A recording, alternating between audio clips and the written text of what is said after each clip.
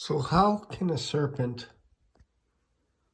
talk in the Garden of Eden and other things?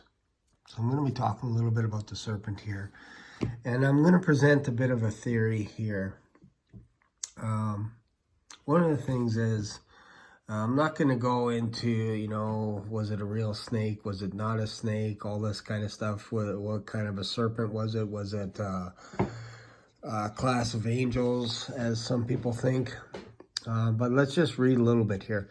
Now the serpent was more subtle than any beast of the field which the Lord God had made. Now you can look at this two ways. You can look at this as the serpent is different than any of the beasts of the field which the Lord God had made.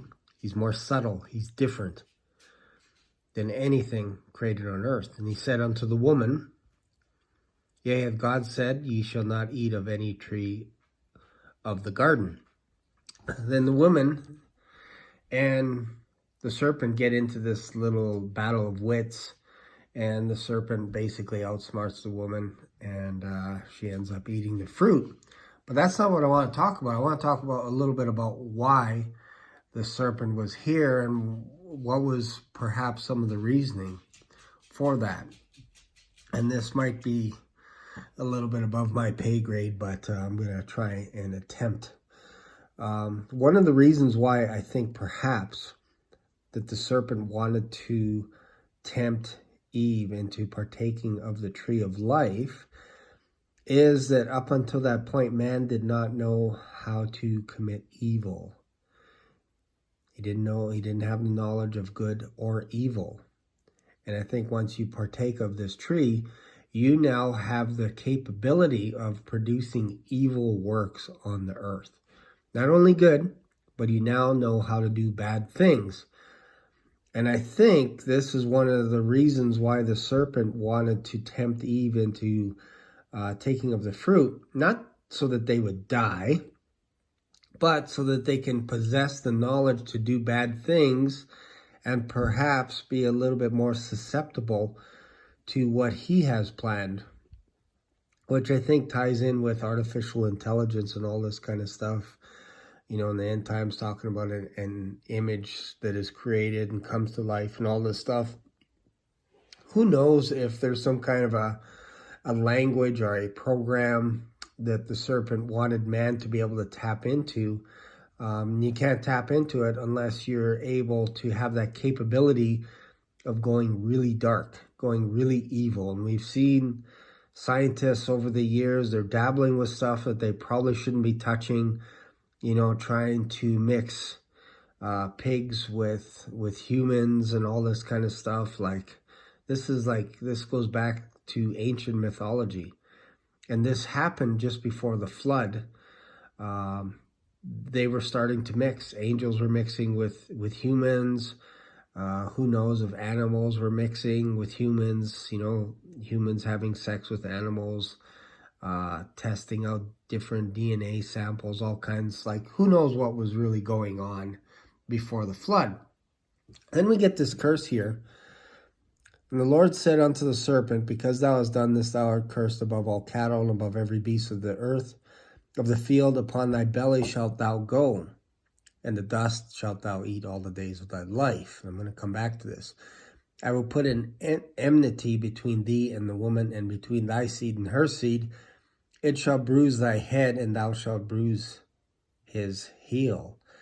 So if you go into the verse here, verse 14, upon thy belly shalt thou go, and dust shalt thou eat all the days of thy life.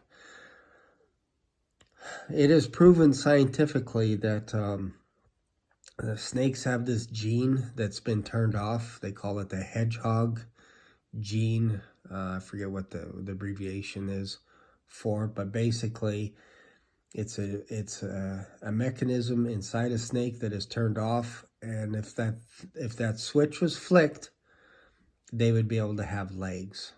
So that's kind of interesting in itself. Was this serpent a class of fallen angels? Who knows? It's possible. It's possible. I think it's in the book of Enoch. Could be the book of Jubilees or Jasher somewhere talks about classes of angels. One of them is actually, I believe it's Michael was overseeing a class of angels, and one of those classes was not only cherubim, seraphim, but was also serpents, which is kind of interesting that it mentions that. So, in regards to eating the dust, one theory that I have is, and dust thou shalt eat all the days of thy life. Well, to me, that's when mankind dies and we go into the ground, we become dust. And I think that's the serpent's food, basically, is the dust of the earth, not sand, but talking about our body turns to dust. We turn to ash one day. And I believe that's what the serpent is eating, is feeding off of. This is why he wants us to die, so he can eat. And we continue to have babies, we continue to die, and he can be fed forever up until one point where eventually the devil, this is in the book of Revelation, chapter 20, and the devil that deceived them was cast into the lake of fire and brimstone, where the beast and the false prophet are, and shall be tormented day and night forever and ever. And then when you go over to verse 14 and 15, and death and hell were cast into the lake of fire. This is the second death. Whosoever was not found written in the book of life was cast into the lake of fire. Now, here's a theory that I'm spinning. I can't prove this yet, but what if any people that were not classified as humans are not in the book of life? Only humans are in the book of life, because the second you're born, the second you are conceived, you're entered into the book of life, and then you're judged on all the things, good or bad, that you've done. What if robots, people that are combined with machines, pigs, animals, humans, mixed with creatures, what if those people are not in the book of life and they're cast into the lake of fire? Jesus said, if your eye offend thee, gouge it out. It's better for you to enter into the kingdom with one eye than to have both and not enter. Same thing with if your hand offends thee, cut it off. What if that is something like artificial intelligence, where Jesus is saying, you know what? If you take the mark of the beast and you regret it, cut your arm off. You can still enter into eternity. And if you have some kind of robotic eye or limbs or whatever it is that's causing you to sin, just rip those babies out. That's what I'm wondering, if this is talking about that artificial intelligence, if we're mixing things, mixing people, bringing people back to life, extending their life, but we're making them more like cyborgs. What if those people are the ones that are getting cast into the lake of fire? Because in the book of Ezekiel, I believe it is, talks about fire is burning for 7 months and people are burying bodies. So what kind of bodies are burning for 7 months?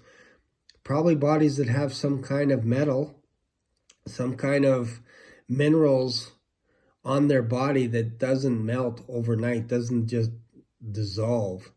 It burns forever and ever. So maybe this is talking future. Who knows? Anyways, that's just one of the theories, is maybe that's what this lake of fire is all about. It's all these artificial intelligence, these half-breed cyborg humans that have no soul. Perhaps they are not in the book of life. That's my thoughts. If you like this type of video, if you don't think it's too weird, feel free to subscribe and share your comments. And let me know what you think about the serpent as well in the Garden of Eden. Who is he and all this kind of stuff. And as always, subscribe. We're almost at 1,000 subscribers, believe it or not. Thanks for watching, and I'll see you in another video. Bye for now.